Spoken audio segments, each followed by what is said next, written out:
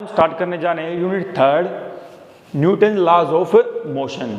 ये class 11th का आपका चैप्टर है न्यूटन लॉज ऑफ मोशन। इसके अंदर सबसे पहले पढ़ेंगे हम फोर्स। क्या होती है force? It is a push और पुल, पुश और pull which can change or tries to change the state of a body, tries to change the state of a body।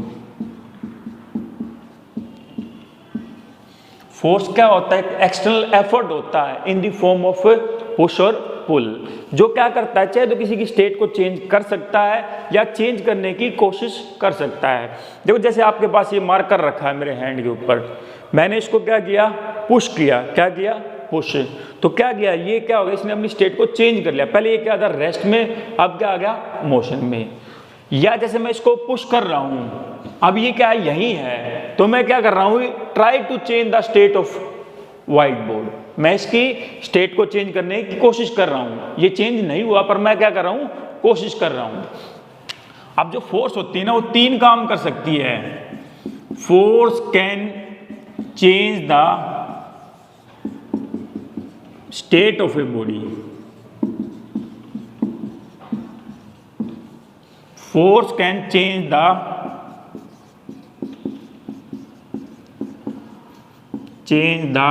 direction of a body,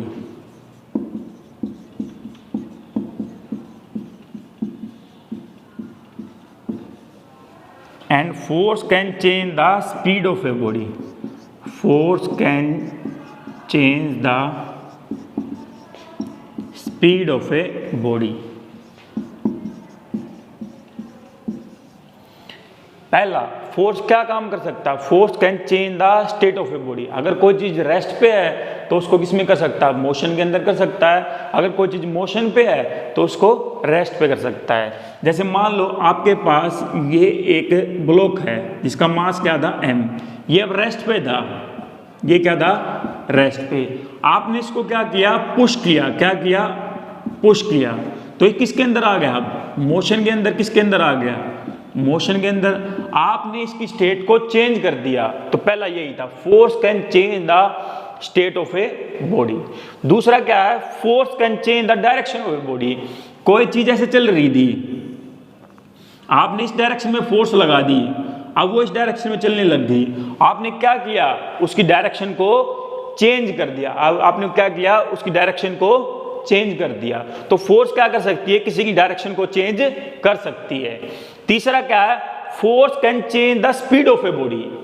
अगर मान लो कोई चीज आराम से चल रही है, आपने फोर्स लगाई तो उसकी स्पीड क्या होगी? बढ़ गई। क्या होगी? बढ़ गई, इंक्रीज हो गई। अगर कोई चीज ऐसे चल रही थी, मान लो ये चल रही थी और आपने इसको पुश कर दिया। क्या कर दिया? पुश कर दिया। तो उससे क्या हो जाएगी? उसकी स्पीड बढ़ जाएगी। अगर कोई चीज चल रही थी और आपने ऐसे रोक दिया उसको, तो उसकी स्पीड क्या हो जाएगी? कम हो जाएगी। तो फोर्स क्या कर सकती है? उसकी स्पीड को इंक्रीज और डिक्रीज कर सकती है। फोर्स क्या कर सकती है? उसकी स्पीड को इंक्रीज और डिक्रीज कर सकती है, बढ़ा भी सकती है और घटा भी सकती है। तो तीसरा काम आपकी फोर्स ये कर सकती है। तो फोर्स के मेनली तीन हुए आपके। Force can change the state of a body, force can change the direction of a body, and force can change the speed of a body. और जो फोर्स होती है ना आपकी, force is a vector quantity. जो force होती है वो क्या होती है? आपकी वेक्टर क्वांटिटी होती है। क्या होती है? Vector quantity. और वेक्टर क्वांटिटी वो होती है जिनकी क्या हो? डायरेक्शन हो एज वेल क्या हो? मैग्नीट्यूड हो। जैसे मान लो मैं है, ये इस पे फोर्स लगा रहा हूं ऐसे, तो मैं क्या कर रहा हूं? इस डायरेक्शन में फोर्स लगा रहा हूं। डायरेक्शन होगी और कुछ ना कुछ वैल्यू भी होगी जिससे मैं इसके ऊपर क्या लगा रहा हूं? फोर्स लगा रहा हूं। तो फोर्स क्या होती है? कि वेक्टर क्वांटिटी होती है। क्या होती है? वेक्टर क्वांटिटी होती है। अब फोर्स को दो कैटेगरी में डिवाइड कर सकते हैं। एक तो क्या होते हैं? कॉन्टैक्ट फोर्स होती है, एक क्या होती है? नॉन कॉन्टैक्ट फोर्स होती है। एक क्या होती है? कॉन्टैक्ट फोर्स, और एक क्या होती है? Non contact force. फोर्स को मेनली दो उसमें डिवाइड कर देंगे। एक क्या होंगी आपकी कॉन्टैक्ट फोर्स, एक क्या होंगी आपकी कॉन्टैक्ट फोर्स, और एक क्या होंगी आपकी non contact force, non contact force.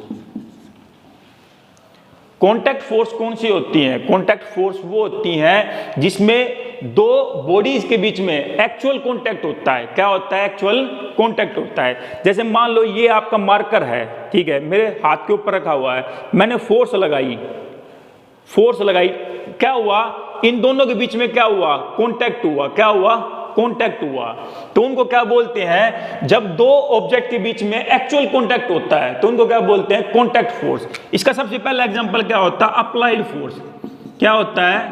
Applied force. दूसरा क्या होता है इसका example? Frictional force. Frictional force वो भी क्या होती है आपकी? कॉन्टैक्ट है। तीसरा क्या होता है आपका? Normal force. Normal force. ये सारे किसके एग्जाम्पल होते हैं? आपके कॉन्टैक्ट है। इसमें क्या होगा? दो बॉडीज के बीच में एक्चुअल कॉन्टैक्ट होगा। नॉन कॉन्टैक्ट फोर्स कौन सी होती है आपकी? Magnetic force. Magnetic force. दूसरा क्या होती है आपकी? Electric force.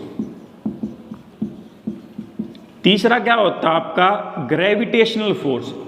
Gravitational force. Gravitational force. Non contact force का मीनिंग क्या होता है? कि उन दोनों ऑब्जेक्ट के बीच में एक्चुअल कॉन्टैक्ट नहीं होगा और बिना एक्चुअल कॉन्टैक्ट के भी वो एक दूसरे के ऊपर क्या लगाएंगे? फोर्स लगाएंगे। जैसे एग्जांपल लेते हैं, ये आपका एक बार मैग्नेट है, ये इसका नॉर्थ पोल है, ये इसका साउथ पोल है। इस मैग्नेट के पास कोई दूसरा मैग्नेट लेके जाएं और ये इसका साउथ हो गया, ये इसका क्या हो गया? नॉर्थ हो गया। इन दोनों में क्या है? एक्चुअल कॉन्टैक्ट नहीं है, फिर भी क्या लगाएंगे? एक दूसरे के ऊपर क्या लगाएंगे? फोर्स लगाएंगे। क्या लगाएंगे? फोर्स। ये इसको अपनी तरफ क्या करेगा? अट्रैक्ट करेगा। क्या करेगा? अट्रैक्ट करेगा। जैसे मान लो मैं कह देता हूं ये आपका साउथ पोल है, ये आपका नॉर्थ पोल है, ये आपका नॉर्थ है, ये आपका क्या है? साउथ है। तो दो बार मैग्नेट के जब नॉर्थ नॉर्थ आपस में पास लेके आओगे तो वो क्या करेंगे? रिपेल करते हैं। क्या करते हैं? रिपेल करते हैं। ये दोनों आपस में क्या कर रहे हैं? रिपेल कर रहे हैं। इनमें एक्चुअल कॉन्टैक्ट नहीं है, फिर भी एक दूसरे के ऊपर क्या लगा रहे हैं? फोर्स लगा रहे हैं। क्या लगा रहे हैं? फोर्स लगा रहे हैं। अब जैसे ये है, इसको आप छोड़ोगे तो नीचे जाएगा, अर्थ की तरफ जाएगा, उससे कॉन्टैक्ट में नहीं है, फिर भी क्या लग रही है? इसके ऊपर ग्रेविटेशनल फोर्स है। एक्चुअल कॉन्टैक्ट में नहीं है, फिर भी क्या लग रही है? इसके ऊपर ग्रेविटेशनल फोर्स है। तो दो ऑब्जेक्ट के बीच में एक्चुअल कॉन्टैक्ट ना हो, जब भी उनके बीच में जो फोर्स लगती है उसको क्या बोलते हैं? नॉन कॉन्टैक्ट फोर्स बोलते हैं। क्या बोलते हैं? Non contact force. और ये आपके क्या हो गए? नॉन कॉन्टैक्ट फोर्स के एग्जाम्पल हो गए। अब हम टॉपिक करते हैं इसमें इनर्शिया। पहले समझ लो इनर्शिया होता क्या है। What do you mean by inertia? It is the inherent property of all bodies, property of a body by virtue of which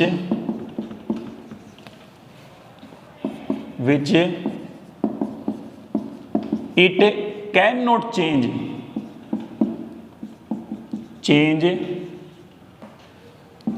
its state of rest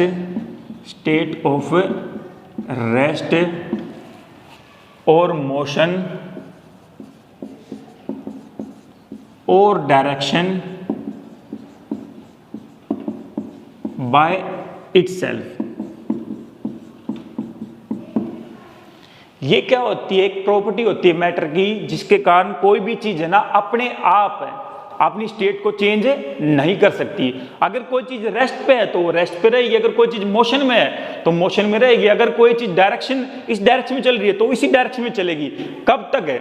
जब तक किसी एक्सटर्नल फोर्स के द्वारा उसे अपनी स्टेट चेंज करने के लिए कंपेल ना किया जाए। उसको क्या बोलते हैं, इनर्शिया। क्या बोलते हैं, इनर्शिया। इनर्शिया का मीनिंग क्या हुआ कि कोई भी चीज है ना, अगर मान लो अगर वो रेस्ट पे है तो वो रेस्ट पे रहना पसंद करेगी। अगर आप उसको ऊपर बाहर से कुछ फोर्स लगाओगे तो क्या करेगी, अपोज करेगी। क्या करेगी, oppose.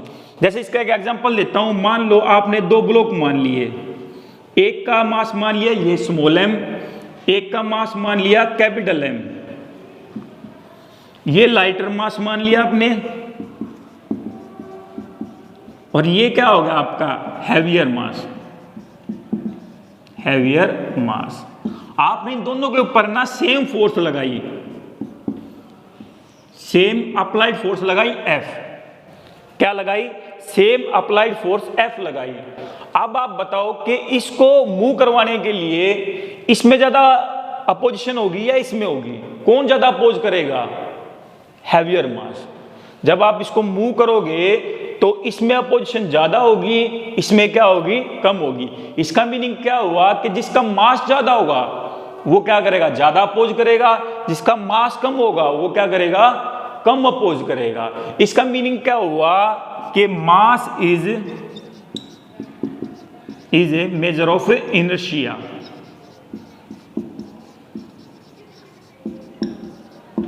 Mass is a measure of inertia.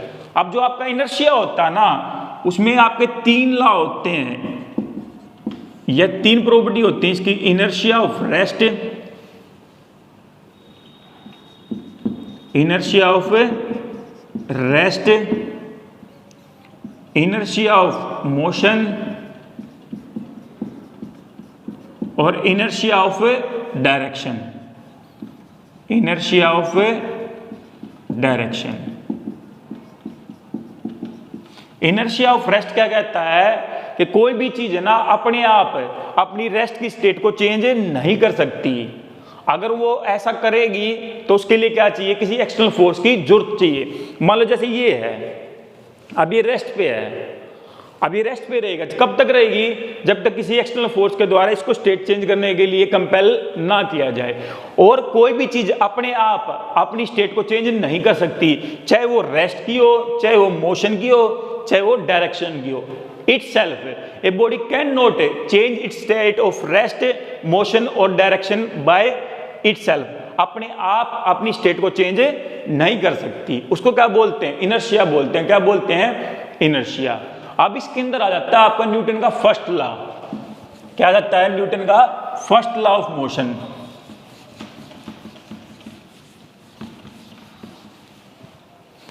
यह आ जाता है आपका Newton first law of motion. क्या कहता है न्यूटन का फर्स्ट लॉ, न्यूटन का फर्स्ट लॉ कहता है आपसे कि it state that, it states that every body continues in state of rest, state of rest or uniform motion, uniform motion until it is compelled by